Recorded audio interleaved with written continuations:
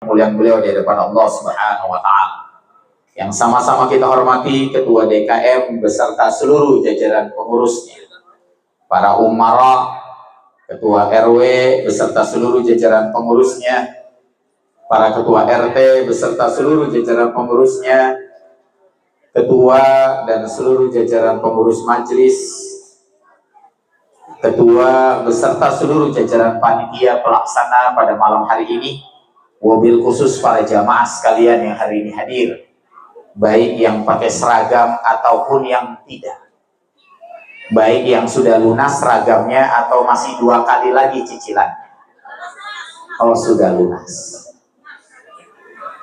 Mudah-mudahan senantiasa diberikan kesehatan, kesempatan dan kemudahan untuk senantiasa bisa beribadah kepada Allah Subhanahu wa taala. Al-awwal, kita panjatkan puji syukur kehadirat Allah Subhanahu wa taala yang telah mempertemukan kita semua. Salam dan salawat semoga tercurah kepada junjungan kita Nabi besar Muhammad sallallahu alaihi wasallam beserta keluarga, sahabat dan pengikutnya sampai akhir zaman. Ini reuni kita ya. Ini kayak reuni kita sudah 10 tahun lebih ya. 10 tahun dan alhamdulillah ketika Pak Heri ngirim WA agar saya ngisi peringatan Isra wal Mi'raj. Saya lihat lagi ternyata Ubud. Masya Allah, lama nggak ketemu ya. 10 tahun. Ternyata sudah renovasi ya. Masya Allah. Mudah-mudahan. Berarti ini orangnya yang 10 tahun kebanyakan yang dulu ya. Oh, kelihatan udah pada beruban semua. Apa memang kita tambah tua ya? Mudah-mudahan Allah Subhanahu wa taala memberikan kita kesehatan dan kemudahan untuk senantiasa bisa beribadah kepada Allah Subhanahu wa taala. Dan mudah-mudahan para wakil yang hari ini telah memberikan infak, sedekah dan wakafnya untuk masjid mushola kita senantiasa terus dilimpahkan kebaikannya sampai yaumul kiamah kelak. Saya ingin ambil yang ringan saja. Dalam sebuah hadis riwayat Bukhari, Syekh Imam Munawi dalam kitabnya Faidul Qadir mengajarkan dan mengingatkan kita untuk mendawamkan salah satu doa. Bu, Pak, kata saya Imam Munawi, dawamkan doa ini setiap kali selesai sholat. Jangan tinggalin doa ini setiap kali selesai sholat. Baca doa ini setiap kali selesai sholat. Apa doanya? Allahumma afini fi badani, Allahumma afini fi sam'i, Allahumma afini fi basari, la ilaha illa anta. Ibu-ibu apal, bapak-bapak mangap doang karena lagi makan. Bu, kenapa saya Imam Munawi menyuruh kita mendawamkan doa ini setiap kali selesai sholat? Kenapa saya Imam Munawi kemudian menyuruh kita baca doa ini setiap kali selesai sholat? Yuk kita kupas.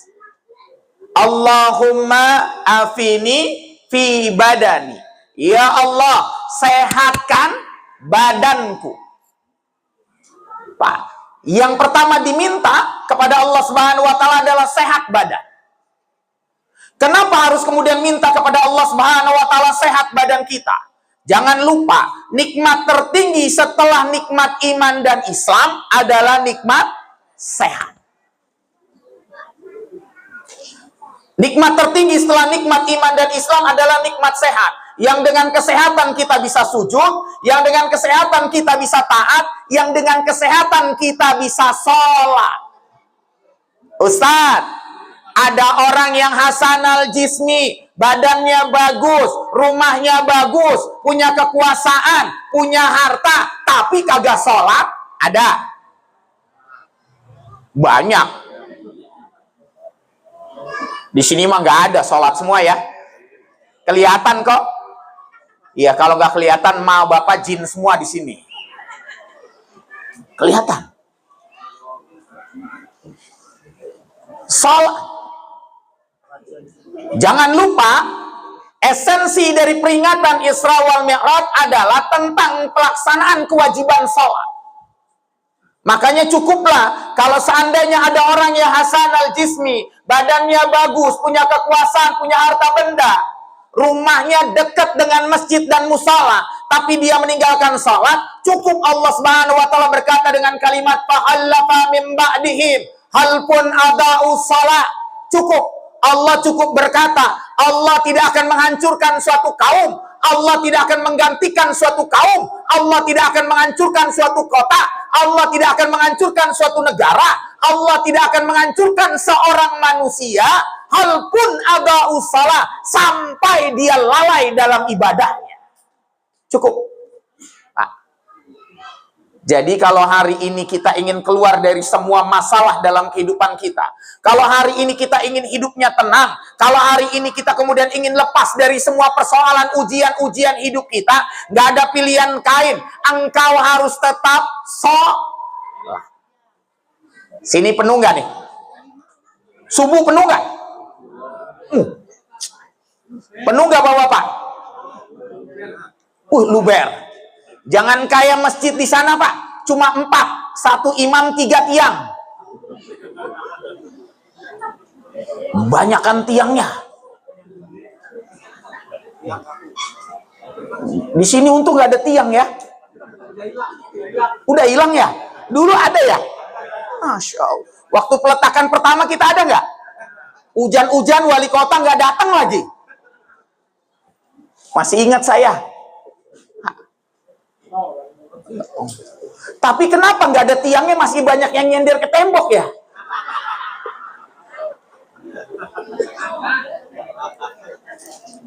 Mungkin dia sudah lelah. Salat. Makanya kita minta salat. Kenapa kita minta kepada Allah Subhanahu wa taala kemudian sehat? Agar kita nanti pada saat bulan Ramadan dengan kesehatan kita bisa puasa. Betul? Ustadz, ada yang ngomong lagi, Ustadz, ada yang orang hasan al-jismi, badannya bagus, tiap hari nge-gym, malamnya badminton, paginya mancing. Ada di sini. Ada di sini.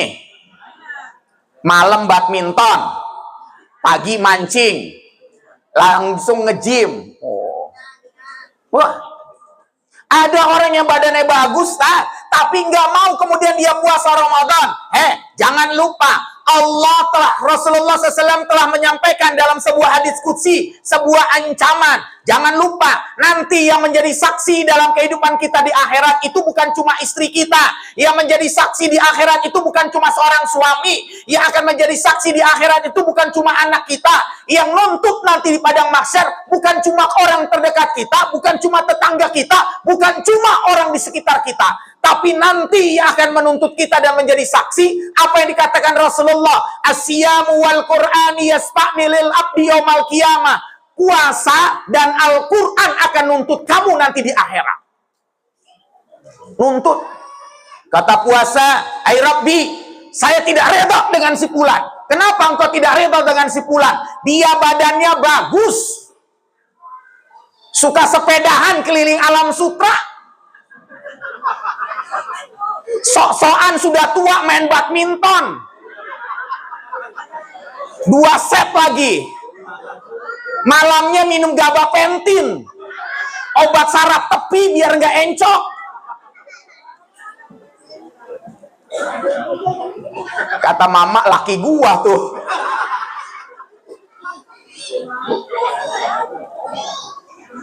Nanti ada yang ngomong sama Allah, ay Rabbi, saya tidak ridha dengan si fulan. Kenapa engkau tidak ridha dengan si fulan? Badannya bagus, tapi kagak puasa.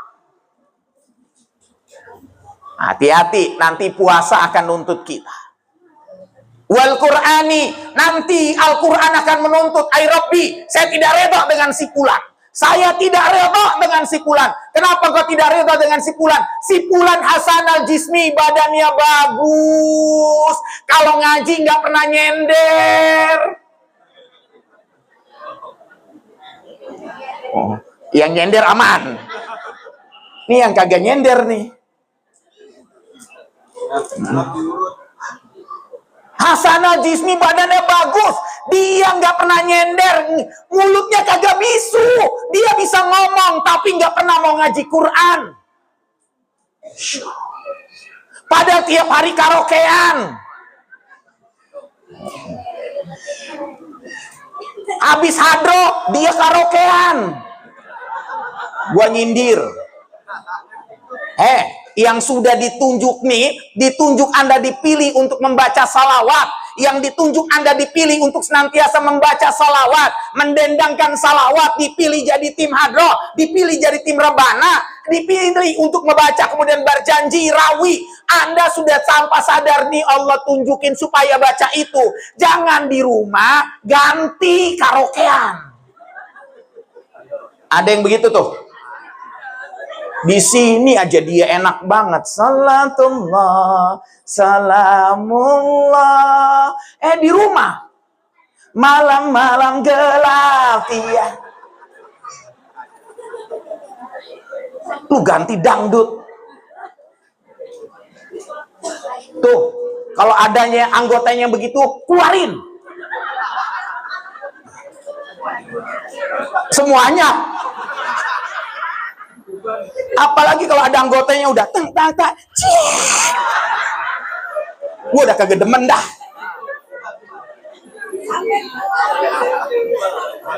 Ada yang begitu anggotanya, pecat dengan tidak terhormat. Tuh, jadi kalau yang sudah ditunjuk begitu, sudah tahan mulutnya untuk jedak jeduk kereta berhenti. Oh, berhenti begitu. Nggak usah lagu melau, nggak usah lagu tembang kenangan, nggak usah. Allah sudah tunjuk lisannya. Nanti Al-Quran nuntut tuh sama kita. Karena hari ini kita dikasih nikmat sehat banget, sehat. Sebentar lagi kita Ramadan, kita dikasih sehat, puasa, salat. Kenapa kemudian kita minta sehat sama Allah Subhanahu wa Ta'ala? Kenapa kita minta sehat? Agar nanti, kalau nanti di usia senja, usia kita sudah 50 tahun ke atas, usia kita sudah 60 tahun ke atas, kita kagak ngerepotin anak-anak kita. Betul? Ini kayaknya nih udah seusia 50 ke atas semua ini. Lebih malah ya. Ada yang lebih ya. Soalnya ini kelihatan umurnya 63 tapi kayak 62. Beda setahun ya.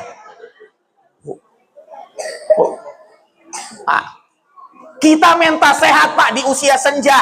Kita minta sehat pada saat nanti anak nikah ninggalin kita. Pada saat nanti anak kerja ninggalin kita. Pada saat nanti kemudian anak-anak meninggalkan kita semua. Kita minta sehat. Agar mulut kita tidak berkata, nah, tinggal sama Abi aja, nah. Tinggal sama Umi aja. Enggak. Bapak dan seorang ayah, seorang ibu pantang untuk ngucapin kalimat itu. Kita minta sehat agar nggak ngerepotin mereka. Ya Bu, kita minta sehat agar nggak ngerepotin siapapun. Tidak ngerepotin suami, tidak ngerepotin istri, tidak ngerepotin anak, tidak ngerepotin tetangga, tidak ngerepotin orang-orang terdekat kita. Karena kita sehat. Makanya wajarlah Pak, ada doa yang kedua yang hendaknya engkau dawamkan setiap kali selesai sholat. Doa ini sering dibaca oleh para imam. Allahumma hawin alaina fi sakaratil maut. Allahumma hawin alaina fi sakaratil maut. Ya Allah, mudahkan aku dalam menghadapi kematian. Apa yang dimaksud mudah dalam menghadapi kematian? Apa kata saya Imam Munawi? Yang dimaksud mudah dalam kematian adalah engkau mati dalam keadaan sehat, engkau mati dalam keadaan waras, dan engkau mati dalam keadaan ibadah. Cakep nggak tuh?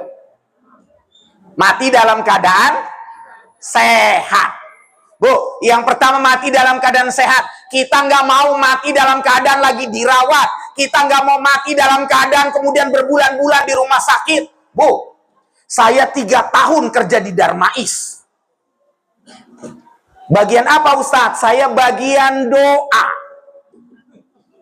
Saya bagian lihat orang yang penyakit di rumah sakit Darmais. Rumah sakit apa? Kanker tumor. Kanker tumor, kelenjar getah bening yang bolong di sini gara-gara ngerokok terus. Di sini ada bautnya. Rasain yang ngerokok. Gue mah ngasih tahu aja. Bu, udah gue bantuin. Rumah sakit Darmais, kanker paru. 3 tahun Bu, kerjaan saya setiap hari Rabu itu cuma datang dan ngebacain doa. Doa apa? Agar dimudahkan kematiannya atau diangkat penyakitnya. Kadang saya doain yang sebelahnya meninggal. Kata yang sebelah, gua kagak didoain, gua mati aja. Bu, orang sakit di Darmais itu udah begitu kan? Yang kalau diterjemahkan dalam bahasa Indonesia hampir mampus pus begitu Bu.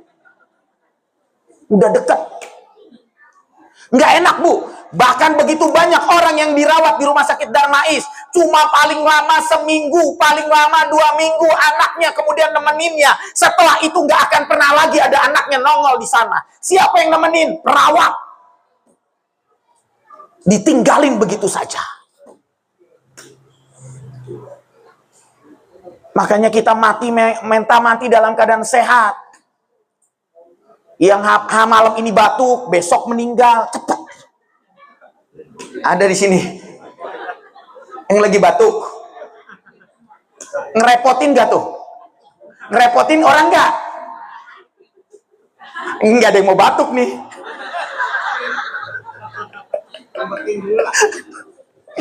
Nggak ada yang mau batuk nih. Takut gua. Minta mati dalam keadaan sehat. Hari ini sakit, besok sudah nggak ada. Udah cepet. Mati dalam keadaan waras. Berapa banyak orang yang mati dalam keadaan tidak waras. Tidak ingat keluarganya. Mati dalam keadaan gila. Mati dalam keadaan kemudian depresi.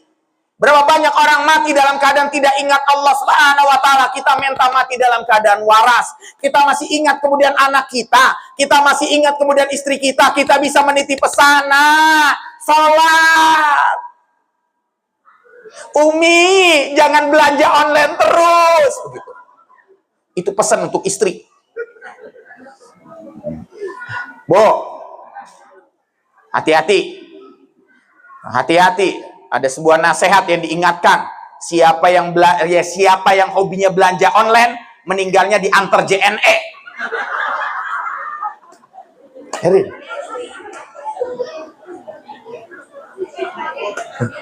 Istrinya begitu ya? Online mulu. Bilangin. Ntar lu meninggal diantar JNE lo. Dibungkusnya plastik peletok-peletok. Gua ngingetin nih sebelum Ramadan datang. Soalnya udah penuh semua Pak. 99 plus. Kau usah tahu. Bini gua begitu juga.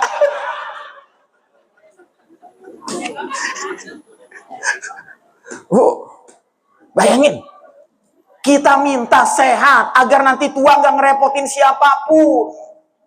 Kita minta sehat, makanya Bu, wajarlah kalau sampai para ulama ngomong begini. Kalau mau ngelihat seseorang kemudian sayang sama kita atau tidak, lihatlah saat nanti kita senja dan saat nanti kita sakit. Kalau mau ngelihat istri kita sayang sama kita, lihatlah pada saat kita sakit. Apakah dia mau merawat kita? Apakah dia kemudian mau menjaga kita? Apakah dia mau nyuapin kita? Apakah dia mau nyebokin kita? Bu, kira-kira begitu nggak? Kalau ibu-ibu gue yakin. Kalau mau ngelihat laki sayang sama ibu, lihat kalau ibu sakit. Mau nggak dia gantiin gosokin? Mau nggak dia mau nyuapin? Mau nggak dia nyapu? Mau nggak dia ngepel? Gitu nggak Bu lakinya? Bu, begitu nggak lakinya? Enggak. Masya Allah. Kalau ada laki yang begitu, jangan dikubur kalau belum mati.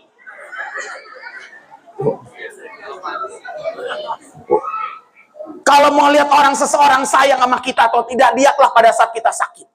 Kalau mau lihat anak kita sayang sama kita, lihatlah pada saat dia sakit. Abi, Umi, lihatlah bagaimana kasih sayangnya. Kalau mau ngelihat suami sayang sama kita, lihat pada saat kita sakit. Apakah nanti dia kemudian akan menggantikan semua peran kita? Atau kita ibu yang sakit, ibu tetap gosok, ibu tetap ngepel, ibu tetap masak? Ada yang begitu nggak? Ganti lakinya.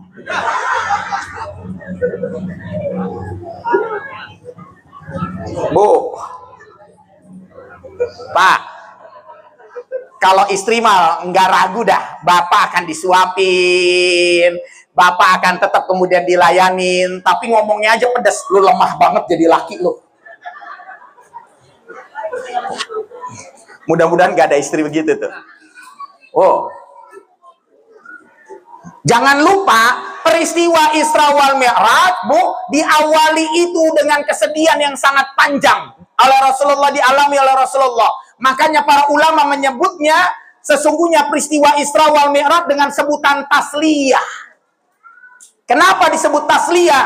Tasliyah itu artinya menghibur. Tasliyah itu artinya menguatkan. Kenapa Rasulullah perlu dihibur dan dikuatkan? Karena Rasulullah berulang kali kehilangan orang terdekatnya, kehilangan anak-anaknya, bahkan lantas kemudian kehilangan orang terdekatnya. Siapa yang terdekatnya yang kehilangan? Siti Khadijah. Rasulullah kehilangan Siti Khadijah, menangis itu air matanya bercucuran air mata. Lihatlah dalam kitab Fadilatul Ummatan Muhammad karya Sayyid Alawi Muhammad Malik Al-Maliki, ketika Fatimah Az-Zahra berkata, saya memberikan kesaksian sesungguhnya saat Khadijah diambil oleh Allah Subhanahu wa taala, setiap hari kalau Rasulullah mengetuk pintu, pintunya dibuka nazarul ainul ma, bercucuran air mata, nangis. Ketika ditanya Rasulullah, apa jawab Rasulullah? Dulu kalau aku kemudian ngetuk pintu, ada yang menyambutku. Dulu kalau aku mengetuk pintu, ada yang tersenyum padaku. Dulu kalau aku mengetuk pintu, ada yang memelukku. Bu, makanya sampailah keluar hadis, iza nazarta alaiha saratuka. Kalau mau ngelihat istri salihah, Pak, kalau mau ngelihat istri salihah, lihatlah bagaimana bapak ketika pulang. Apakah dia menyambutnya? Apakah dia kemudian mencium tangannya? Apakah nanti dia kemudian memeluknya? Apakah dia tampil dengan sangat cantiknya? Begitu nggak istri kita? Pak, begitu nggak? Ini emosi nih. Masalah. Pak, kalau mau ngelihat istri salihah nih, kita baru ngetuk pintu, tak, istri udah cakep. Pakai lipen setir, pakai bola-bola, pakai maskara, pakai glitter, pakai Aporal N, mengkilat mukanya. Pakai baju pengantin waktu pertama kali nikah. Kenapa nggak muat? XL. Udah nggak XL, double XL. Pak, makanya diingetin tuh. Kenapa, Pak? Sampai demikian Rasulullah nangis bercucuran air mata. Jangan lupa, ada seorang pasien datang ke tempat saya, Pak. Seorang bapak-bapak usianya hampir 60 tahun. Datang bersama dengan kakaknya. Lantas kemudian kakaknya ngomong gini, Ustadz, tolong nasehatin adik saya. Kenapa? Sejak ditinggal istrinya, dia senantiasa nangis terus. Pak, kalau perempuan ditinggal laki, biasa nangis. Betul? Tapi kalau ada laki-laki ditinggal istrinya, dia menangis, bercucuran air mata, itu tanda istrinya spesial bagi di hidupnya. Rafaqat ba'da al-mautika kisatul jamilah. Berarti itu perempuannya, berarti istrinya telah mencatat cerita yang indah dalam sejarah kehidupannya. Pak, kira-kira kalau istri meninggal, Bapak nangis nggak? Nangis. Berapa hari? Seminggu. Sadis tuh laki tuh. Dia nangis setiap hari. Lantas kemudian saya tanya, Ayah, limaza? Kenapa ya? Kenapa nangis terus? Apa jawab dia, Ustaz? Apakah salah kalau saya nangis? Kenapa? Ustaz, apa saya salah kalau saya nangis? Kalau saya kemudian mengambil air minum, lantas saya meminumnya, saya nangis teringat istri saya. Dulu, nggak pernah saya ngambil air. Pasti istri saya yang menyediakan air. Oh, makanya ada tamsil yang dikatakan oleh Imam Ghazali. Ini bukan hadis. Tapi banyak mengatakan itu hadis. Nanti akan datang masanya, sayati al-waqti, akan tiba masanya. Seorang laki-laki akan mengambil air minumnya sendiri. Istrinya nggak mau ngambilin minum. Bahkan sampai Imam Ghazali berkata, sampai nanti seorang laki-laki yang sholat sunnah 2 rakaat tidak lebih baik daripada seorang istri yang mengantarkan minuman kepada suaminya. Kenapa? Karena nanti banyak perempuan yang tidak mau ngambilin minum buat suaminya. Sudah mulai belum? Sudah mulai belum? Mukanya kelihatan gua itu. Yang kalau gua minta minum, istri gua ngomong, lu nggak punya kaki, lu nggak punya tangan. Nah, di atas dispenser kopi, teh, gula. Ya Allah, ada istri begitu, Pak? Ganti.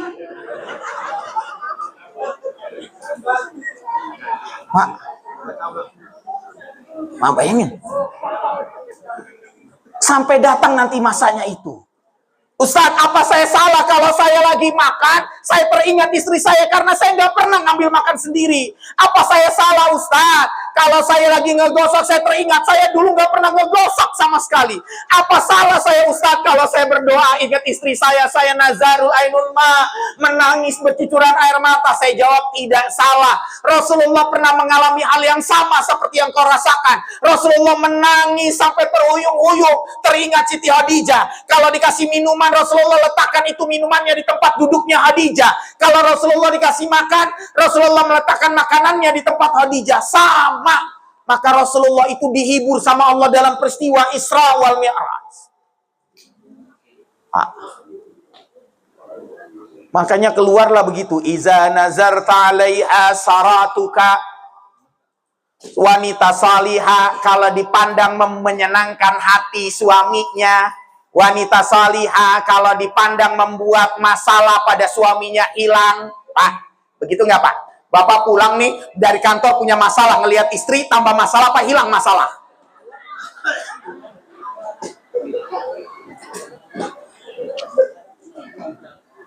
Kan kalau kita punya masalah ngelihat istri, langsung dia minum jamu pakai madu. Hai kamu, aku rindu, begitu Pak.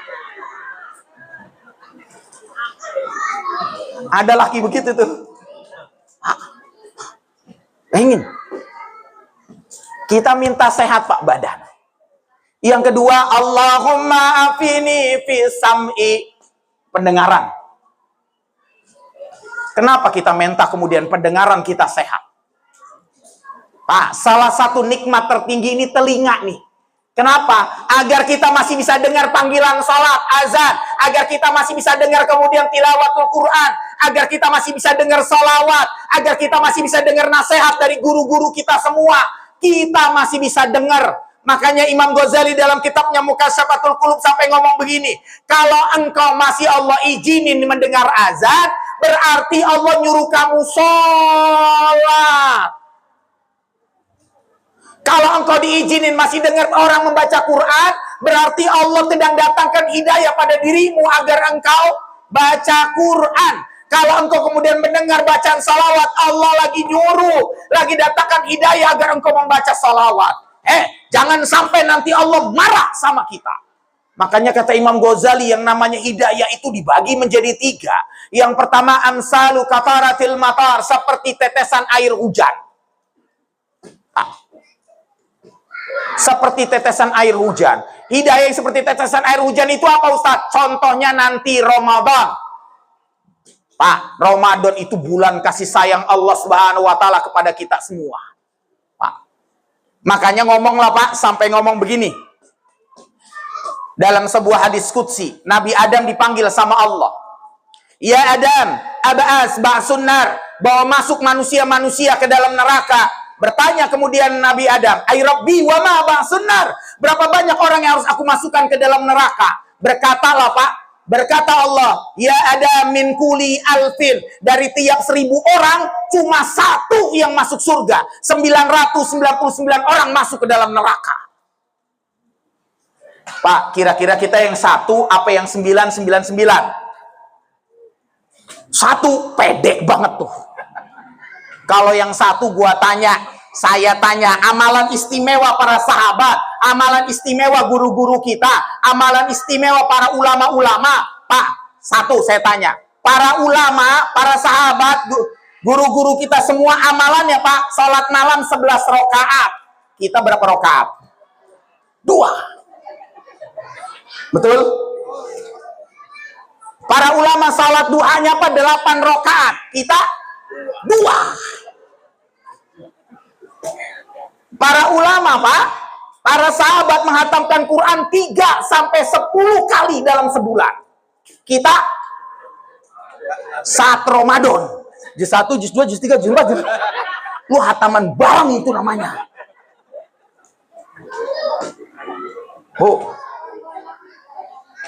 Para sahabat puasa Senin Kemis tidak terputus selama 1 tahun lamanya. Kita terputus. Para sahabat puasa Ayyamul Bid tidak terputus 1 tahun lamanya. Kita boro-boro. Kita mau puasa Senin Kemis ada godaan dapur resto langsung berhenti. Langsung Pak. Ada godaan kemudian bakso Titoti dekat Ciledug berhenti. Ada godaan bakso Balungan dekat Mencong berhenti. Ada godaan kemudian sop Jawa Sunda di Cipondo berhenti. Depannya Kokom, lewatin dikit kemudian ada ayam bakar, ayam selamat tuh, bebek bakar selamat Pak. Lurusin terus nanti kemudian ada ayam bakar Ampera Pak. Lurusin terus kemudian ada KPCDC. Gua lewat doang.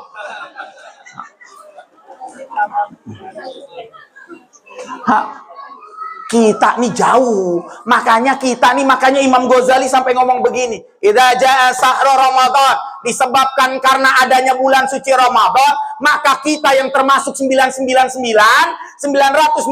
orang itu diselamatkan dengan berkah Ramadan. Maka rugi. Makanya kita cuma minta sehat. Makanya Allah masih sayang banget Pak. Kita dikasih nih telinga nih masih bisa dengar. Yang bisa dengar. Jangan sampai nanti Allah kemudian murka kepada kita semua Pak. Nanti ada hidayah yang disebut dengan amsalur riyati tabu. Kalau lu kemudian sudah telinga nih dengar ajan berulang-ulang nggak datang juga ke musola al-falah. Lu udah dikasih kemudian dengar bacaan Quran tapi lantas tidak baca Quran. Amsalur riyati tabu, nanti akan datang masanya Allah datangkan penyakit kepada dirimu. Lantas engkau baru bilang ya Allah sembuhin. Datang nanti masanya penyakit. Pagi minum amodipin, malam minum kandesartan. Darah tinggi. Pagi minum amodipin, malamnya simvastatin, kolesterol. Pagi amodipin, malamnya metformin, gula sama tensi. Pagi amodipin, malamnya esilgan. Udah darah tinggi, susah tidur. Gue bukan tukang obat. Nanti akan datang masanya nih, kalau Allah sudah datangin penyakit baru kita teriak ya Allah tolong, ya Allah sehatin. Dulu lu waktu sehat boro-boro musola al-falah kagak dijenguk-jenguk. Ini mas sindiran ya, ini titipan dari DKM. Soalnya dulu waktu zaman saya masih ngajar di sini yang ngaji Wali Songo 9 orang. Ternyata gua tanya 10 tahun cuma nambah 5, 14. Betul ya DKM? Ini masih sindiran, ini titipan dari DKM tadi ngobrol di belakang. Diingetin, ayo kita salat dan Ramadan mumpung Allah sayang banget sama kita. Nih dikasih telinga. Kenapa kemudian kita minta sehat telinga? Kenapa kita mintanya sehat telinga sama Allah Subhanahu wa taala? agar nanti nikmat tertinggi buat kita yang sudah usia 50, 60, nikmat tertingginya adalah nanti kalau kita dipanggil nenek, kakek. Demen gak tuh? Ada yang udah punya cucu di sini? Ada? Udah? Oh enggak, kirain udah si abang. Soalnya orang-orang sekarang, kalau kata Sayyid Alawi, orang Rasulullah itu umurnya 63, tapi umurnya 60 tahun, tapi badannya seperti orang usia 40 tahun. Kita usianya 40 udah kayak 60 tahun, doyong mulu. Nyender dekat sound system gitu.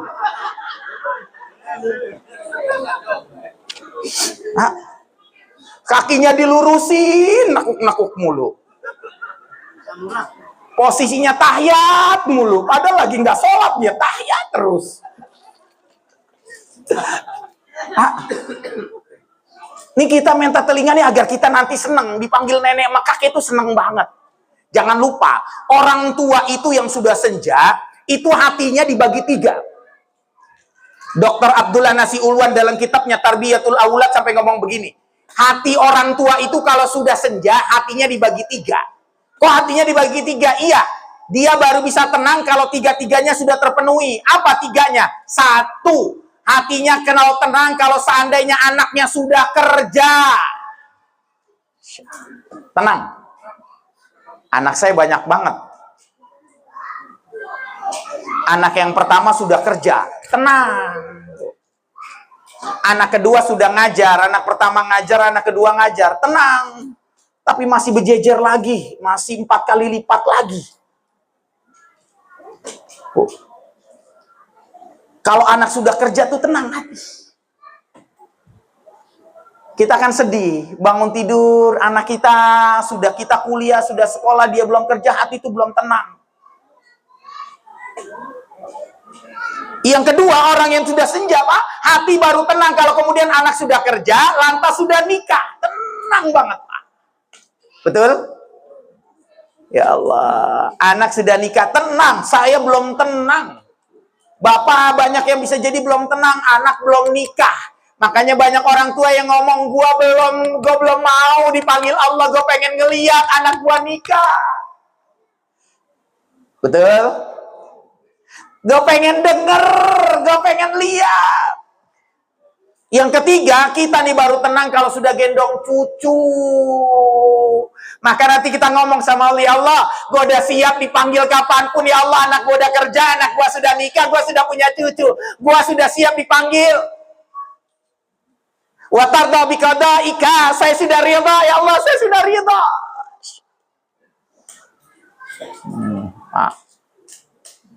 Ngerasain kita nanti semua begitu. Betul? Makanya nih Bu, telinga, jaga nih telinga.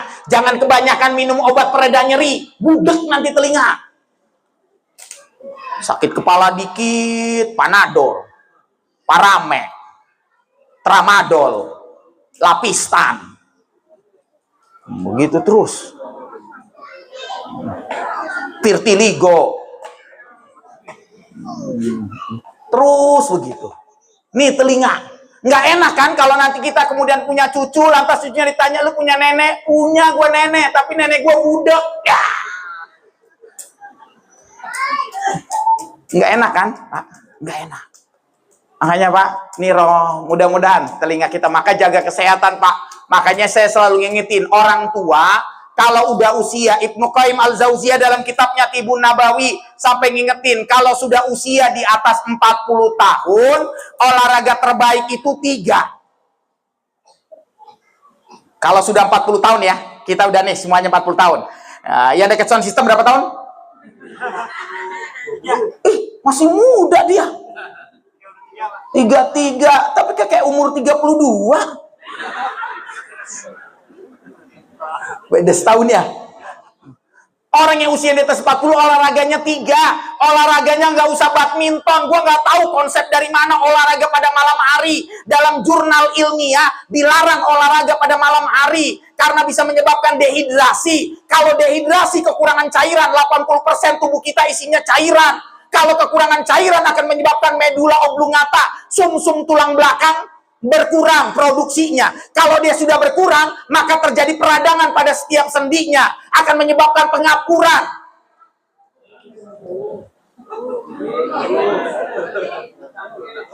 Jangan lupa, Allah jadikan kemudian naumakum subata, malam menjadi tempat istirahat. Gua kagak nyindir nih.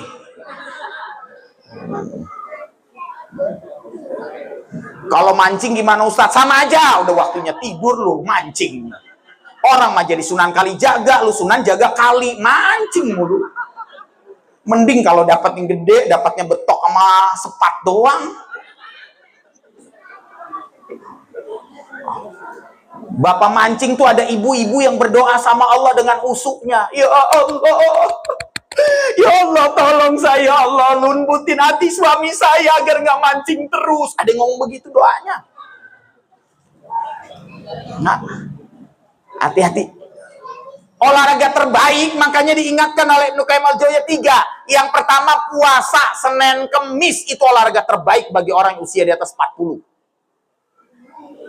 Dawamin. Orang yang usia 40. Makanya yang hari ini ketemu saya setelah 10 tahun, kayaknya kita beda jauh ya. Kayaknya gue masih begini-begini aja ya. Puasa Senin Kemis. Yang kedua, dawamin sholat sunnah. Olahraga terbaik bagi orang yang beriman yang di atas usia 40 adalah sholat sunnah, qobliyah, ba'diyah, sholat malam, duha. Itu olahraga terbaik buat kita, Pak. Dan olahraga terbaik, saya nggak tahu, sekarang lagi banyak musim nge-gym di usia 40 tahun. Lihat ya, ustadz-ustadz pada nge-gym, saya nggak tahu. Kenapa kemudian mereka pada nge-gym gitu? Saya nggak tahu. Padahal itu termasuk yang dalam penelitian jurnal ilmiah di atas 40 dia seandainya nge-gym. Kalau seandainya tiba-tiba dia berhenti, maka sesungguhnya dia akan ngedrop fisiknya. Wah, saya nggak tahu. Jadi saya tetap ngikutin apa yang dikatakan oleh Ibnu Qayyim al-Jauziyah dalam kitabnya Tibun Nabawi. Olahraga terbaik bagi orang yang kemudian sudah senja adalah dia mengurangi makannya. Habis nih. Tes. Oh, kepencet. Saking semangatnya kepencet nih. Dia mengurangi makannya. Makanya makan terbaik itu kalau Anda tidak puasa, tuh habis emang ini baterainya. Heran kalau yang ceramahnya jenggot ada sabotase.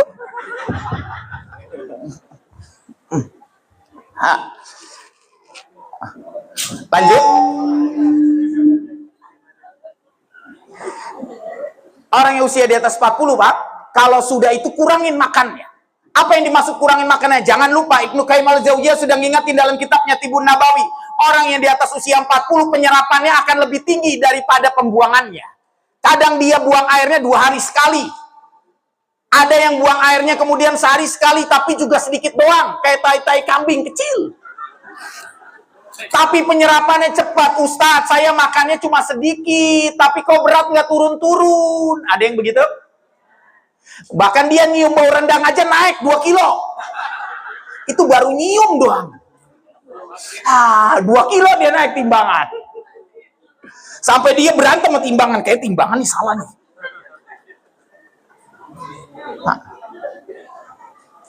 Makanya Pak, Ibnu Qayyim al-Jauziyah ngingetin, orang yang kalau sudah di atas 40 udah makannya sudah mulai dikurangin. Yang tadinya 3 kali jadi 2 kali. Yang tadinya 2 kali mulai 1 kali. Siang saja. Pagi gimana? Siang saja. Pagi cukup Anda kemudian. Kalau Anda paginya ngopi, tolong kalau ngopi dibarengin dengan 1 makanan. Bisa biskuit atau roti. Karena kopi itu ada racunnya. Jadi racunnya itu biar diserap dengan makanan. Ya, ini mah kadang kopi barangnya ngudut. Racun ketemu racun. Masuk rumah sakit Darmais, bolong tenggorokan. Ada yang begitu. Ada lakinya begitu. Tinggal bilang, syukurin lo.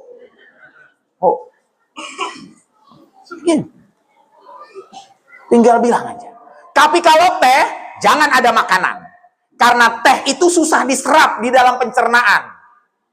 Makanya orang yang makan sambil ngeteh, maka akan jadi cepat gemuknya. Tapi kayaknya makan nggak ngeteh kurang mantep ya. Es teh manis gitu ya. Masya Allah. Susah diserap. Maka olahraga terbaik habis maghrib itu nggak makan apa-apa kecuali Anda puasa, batasnya sampai jam 7. Lihatlah jurnal ilmiah, penelitiannya setara. Apa yang diajarkan oleh para ulama, yang diajarkan Rasulullah sama.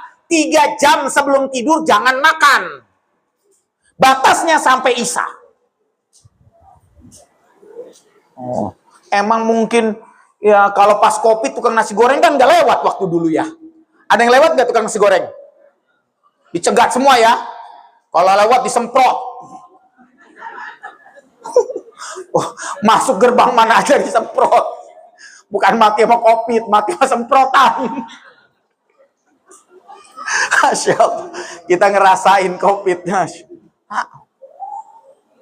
Jadi kalau udah nggak makan, jadi saya makan sekarang nih, makan cuma sekali saja. Makanya kalau malam saya menikmatinya buah-buahan. Ini pas banget nih. Sayang belum dibuka. Jadi tandanya disuruh bawa pulang.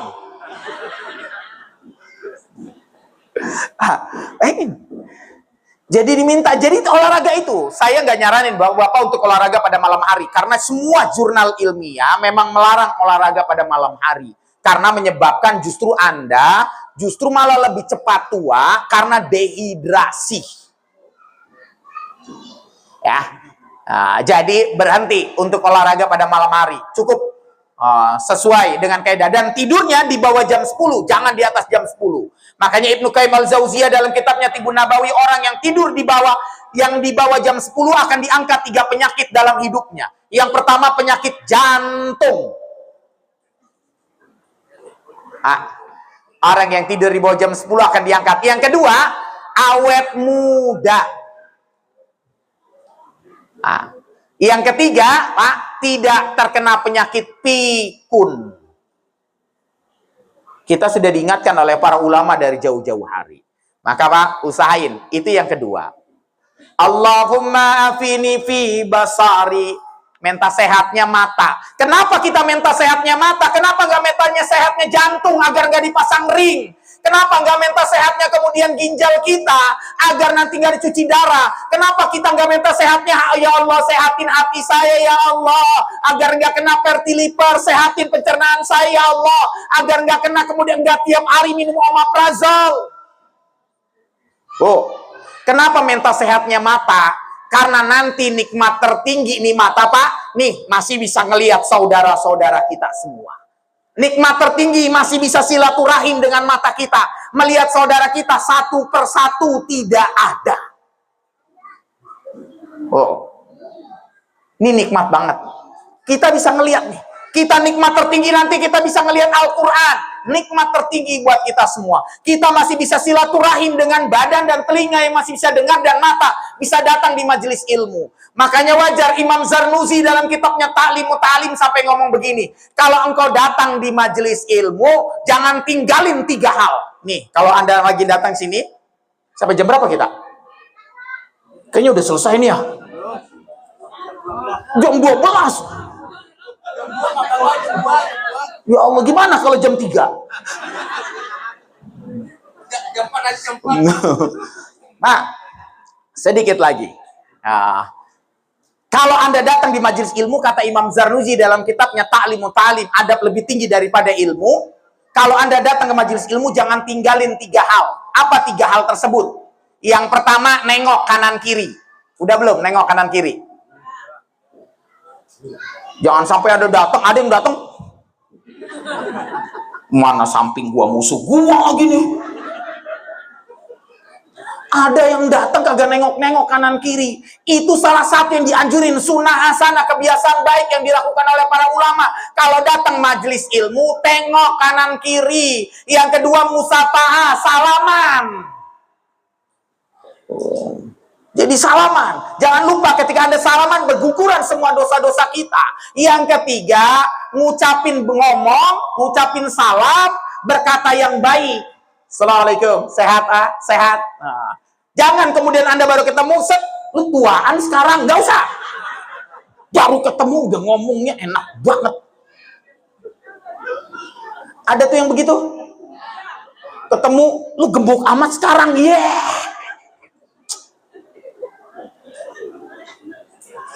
Ya Allah, punya bestie begitu, kasih cabai 2.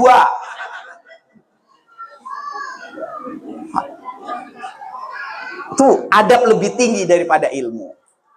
Kita datang ke sini tuh enak, bisa ngeliat yang nggak pernah kita ketemu gara-gara ada majelis ilmu, ketemu.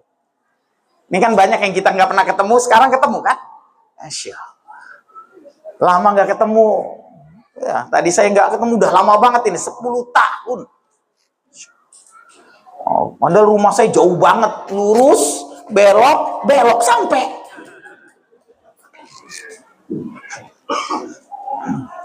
Bahkan sampai diingetin, datang, makanya Pak, datang sholat di musola Al-Falah, kita sudah bangun nih. Kita ini sudah kemudian berwakaf, sudah berinfak, bersedekah, manfaatin dengan sebaik-baiknya agar terus mengalir. Ini dulu kayaknya lapangan bulu tangkis ya. Alhamdulillah udah sadar gue barunya. Dulu ini lapangan bulu tangkis ya. Berarti sudah di atas 40 udah stop ya. Pindah apa pindah? Pindah ya. Saya ingat dulu ini bulu tangkis. Ya Allah, tapi kan dulu kita umurnya masih 30 ya. Oh. Iya, saya ingat ini dulu bulu tangkis. Dulu bikin bulu tangkis biar ngumpulin. Bulu tangkis rame, ngaji 9 orang, wali songo lagi. Datang ke majelis ilmu, datang. Jangan lupa, Anda kata Imam Zarnuzi, ada 4 padilah orang yang datang ke majelis ilmu. Ada 4 padilah. Kamu nggak dapat yang pertama, dapat yang kedua. Nggak dapat yang kedua, dapat yang ketiga. Dapat yang nggak dapat yang ketiga, dapat yang keempat. Apa maksudnya Ustaz? Yang pertama, orang yang datang ke majelis ilmu, yang pertama dapat ilmu. Datang. Gua mah nggak mau datang, ustadznya orang Tegal. Itu gua.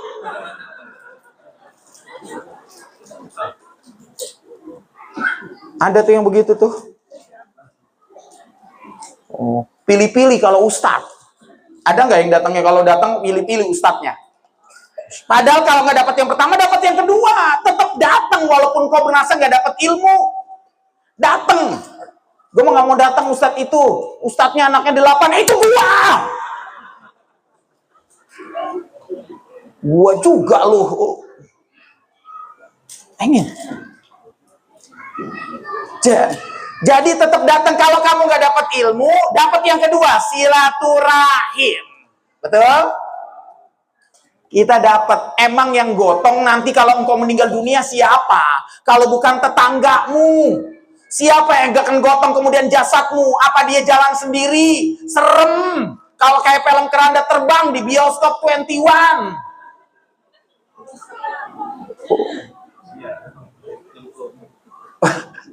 Abang nonton.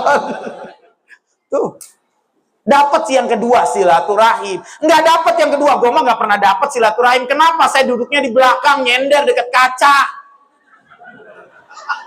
Ini kagak nyindir yang dekat kaca. Saya nggak dapat silaturahim. Oke, dapat yang ketiga, berkah. Haknya diganti dengan tamar buto, berkat. Nah, ini berkat. Jangan lupa, yang namanya berkah, lihatlah apa yang dikatakan oleh Imam Suyuti dalam kitabnya Hawilil Fatawi, halaman 555, posisi sebelah kanan, bagian paling atas. Adi Hidayat. Tapi gua hafalnya itu doang. Gua hafalin itu. Apa kata Imam Suyuti? Seseorang yang makan dari sesuatu yang kemudian disedekahkan, gua buka nih. Dari makan dari sesuatu yang disedekahkan oleh jamaah, maka sesungguhnya bisa mencegah musibah yang terjadi ke depan. Makanya wajar orang tua zaman dulu, kalau misalnya ada makanan, itu dikantongin. Dikantongin dia. Buat siapa? Cucunya, anaknya. Ini udah gue kantongin. Gak boleh minta lagi. Dikantongin. buat cucunya. Kenapa? Karena dia tahu makanan ini diberkahi sehingga nanti dimakan oleh cucunya. Kalau kemudian abi asem, makan aja lu. Jadi harus dikantongin.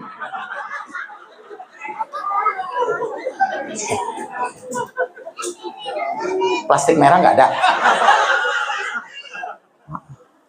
Makanya ibu-ibu zaman dulu kalau ngaji bawa tasnya gede apa kecil? Gede. Bapak-bapak mah malu bawa tas, makanya dia minta plastik merah, nggak ada. Kadang ditaruh di peci. Emak-emak yang ngajinya sering dapat berkah, makanya nah kalau makan nih dapat kemudian makan jangan sampai dihabisin. Lakinya udah nunggu. Kalau sudah senja tuh sudah nunggu. Kalau sudah senja itu makanan anak sudah kerja jauh dari kita. Makanan yang ditunggu itu berkah, makanan pengajian. Lalu tadi ngaji nggak ada risol, dihabisin semua. Bener-bener dia. Hati-hati, Mak.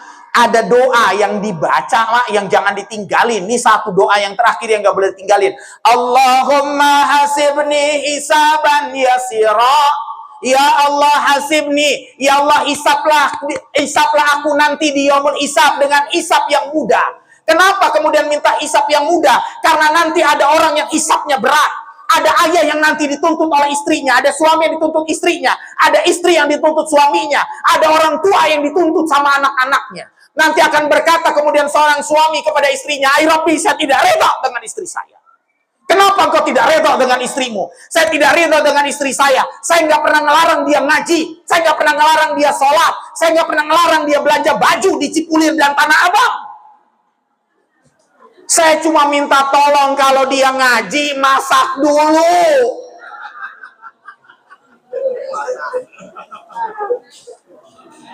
Masak nggak, Mak?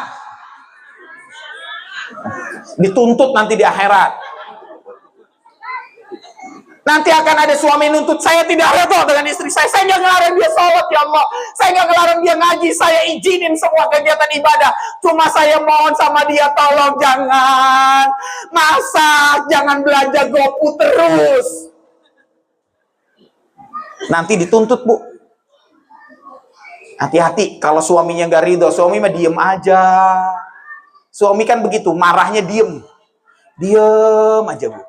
Makanya suami itu kalau semakin wajar, kalau Imam Ghazali sampai ngomong begini, tanda keimanan seorang laki-laki, kalau sudah senja itu diam. Puncak keimanan seorang laki-laki, Pak, kalau makin tua itu diam. Apa? Dia mikirin keluarganya, mikirin anak-anaknya, diam. Makanya kalau laki lagi kemudian duduk, diam, lagi ngopi, duduk gitu, diam, gak usah diganggu. Tambahin aja kopinya 1 ember. Biarin dia mikir. Karena tanda puncak keimanan laki-laki itu memang diam. Karena dia mikirin, ya Allah. Dia mikirin, saya sudah senja, anak saya belum kerja, anak saya belum nikah. Sedih. Laki itu begitu. Sementara tanda puncak keimanan seorang wanita di usia senja, tambah bawel. Lihat, wanita kalau udah senja tambah bawel. Tapi, apa kata Imam Ghazali? Itu menunjukkan bahwa dia sehat. Seorang wanita kalau seandainya kemudian dia diam, maka cuma ada 2. Yang pertama, dia sakit. Yang kedua, dia kemudian memendam sesuatu dalam hatinya. Lihat, kalau nanti ibu kita nih yang sudah senja, kalau dia diam, itu tandanya dia sakit atau memendam sesuatu dalam hatinya. Makanya kalau istri kita cerewet, Pak, udah Pak, diem aja, biarin dia cerewet, malah kita ngomong, lu sehat banget, begitu Pak. Ulama udah ngingetin dari jauh-jauh hari. Ulama. Nanti kita kemudian baca doa itu, nanti ada yang akan dituntut satu sama lain. Pak, yang keempat, fadilah, Pak. Kenapa kemudian kita harus kemudian datang ke majelis ilmu? Karena ada malaikat yang mendoakan kita semua. Malaikat ngedoain, ya Allah, ampuni dosa orang-orang yang hadir di majelis ilmu. Ya Allah, ampuni orang-orang yang hadir di majelis ilmu yang nyender dekat sound system. Amin. Ya Allah, ampuni dosa orang-orang yang hadir di majelis ilmu, duduknya nyender, kakinya dilurusin. Amin. Ya Allah, ampuni dosa-dosa orang yang hadir di majelis ilmu pakai baju seragam, 2 kali lagi bayarannya. Amin. Ingin nikmatnya, Pak. Makanya, Pak, mudah-mudahan kita disehatin ya, badannya, telinga kita, mata kita, agar nanti Ramadan kita bisa memasukinya dengan sebaik-baiknya. Paling pesan saya terakhir, bagi yang hari ini kemudian masih sakit lambung, masih ada jeda sekitar berapa hari lagi? 10 harian ya. 10 harian bagi yang hari ini masih menderita sakit lambung, yang masih minum omeprazol, yang masih minum lansoprazol, yang masih minum ranitidin, yang masih minum obat proma, yang masih minum kemudian kunyit, wajahnya jadi kuning kayak partai gitu. Pak, saya cuma nyuruh salah satu sunnah yang sering dilupakan pada orang yang sebelum datang bulan Ramadan mempersiapkan diri, hendaklah dia sebelum datang bulan Ramadan mulai membiasakan makan bubur talbinah. Enggak tahu, bubur talbinah tahu? Bubur talbinah tahu? Bubur Cirebon tahu nggak? Bubur Cirebon lu tahu, bubur talbinah, bubur Nabi kagak tahu. Orang yang makan bubur talbinah, Ibnu Qayyim al-Jauziyah dalam kitabnya Tibun Nabawi, hadis-hadis berkaitan dengan bubur talbinah itu hadis sahih semua. Orang yang makan bubur talbinah, pertama dihilangkan perasaan sedihnya, dihilangkan kemudian perasaan gundah gulananya. Makanya orang-orang yang stres, depresi, mohon maaf, rajinin makan bubur talbinah, itu sunnah. Yang ketiga, orang yang makan bubur talbinah diangkat penyakit lambungnya. Orang yang makan bubur talbinah nanti pada saat Ramadan dikuatkan daya tahan tubuhnya. Maka biasakan makan bubur talbinah. Bubur talbinah ada 2. Yang pertama bisa beli langsung di online. Namanya bubur talbinah, silahkan Anda kemudian beli. Anda kemudian tinggal buat. Bagi yang suka cair, tambahkan air lebih banyak. Bagi yang kemudian suka kental, kurangin sedikit airnya. Jadi sedikitin airnya. Toppingnya itu bubur manis ya. Itu bubur manis. Toppingnya silahkan Anda kemudian taburkan, kalau sudah dibuat, taburkan madu, atau taburkan sari kurma, atau taburkan, kalau saya biasanya pakai kurma dirajang. Sampai halus ditaburin. Atau kemudian bisa raisin, anggur kering. Atau bisa kemudian pumpkin seed, biji labu, atau biji bunga matahari, biji-bijian. Anda bisa beli, taburin. Kemudian Anda makan. Ustadz, boleh nggak pakai usus dan telur puyuh? Itu bubur Cirebon. Ini bubur talbinah. Kalau bubur Cianjur pakai pakis. Makannya ditambah risol. Boleh nggak Ustadz pakai itu? Nggak boleh. Ini bubur manis. Anda makan. Kalau Anda makan di tenggorokan anget, perut anget. Dan dia mengobati. Lihatlah kehebatan sunnah. Lihatlah kehebatan sunnah makanan Rasulullah SAW. Dia mengobati lambung. Kalau dia buat sendiri, Ustadz, dibuat dari tepung jelai. Pasti bingung dah. Tahu nggak tepung jelai? Dia kan kagak tahu. Beli tepung jelai. Silakan Anda cari tepung jelai, Anda buat tepung jelai, kemudian Anda aduk secara merata. Bagi yang suka ada keraknya, silakan diemin, nggak usah diaduk. Bagi yang suka ada keraknya. Tapi bagi yang nggak suka kerak, ya aduk aja terus. Kemudian Anda nanti kalau sudah matang, silahkan taburkan toppingnya. Makanya yang banyak dulu menggunakan bubur talbinah itu para habaib. Biasanya di bulan Rajab, bulan Sa'ban. Kalau mereka Rajaban, kalau mereka Sa'banan, mereka biasanya bikin sampai satu panci dan kemudian dibagikan. Bubur talbinah. Anda makan yang masih ada 10 hari, Anda makan setiap hari. Insya Allah Allah angkat penyakit lambungnya sehingga nanti kita Ramadan bisa puasa. Ya, jadi dibuatin. Kalau suaminya nanti cuma gara-gara sakit, gua sakit lambung. Nggak ada alasan bagi kita. Karena Rasulullah sudah ingatkan dari jauh-jauh hari. Maka mudah-mudahan kita termasuk orang-orang yang akan dimudahkan untuk bisa memasuki bulan suci Ramadan dalam keadaan sehat. Barangkali itu yang bisa saya sampaikan. Kurang lebihnya mohon maaf. Mudah-mudahan pertemuan kita menjadi kawah candra di muka, tempat para Gatot kaca ditempa, otot kawat balung besi, akidah kuat, akhlak terpuji, disayang Allah dan Nabi, disayang keluarga dan istri, masuk surga ditemani para bidadari. Billahi bisabil haq. Assalamualaikum warahmatullahi wabarakatuh. Ada Ustaz Imam. Ya. Barangkali itu. Billahi bisabil haq. Assalamualaikum warahmatullahi wabarakatuh.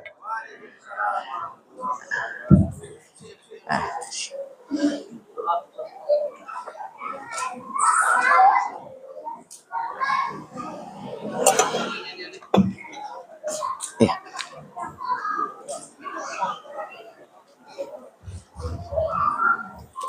Ada Ustadz Imam Asnawi.